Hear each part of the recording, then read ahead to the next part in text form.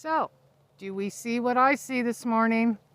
This is the century plant in the yard.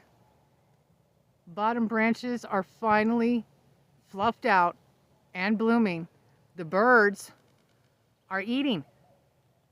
The birds are so excited. The birds eat what they can off of the century plant bloom. And when the century plant bloom falls, then the javelina eat it too.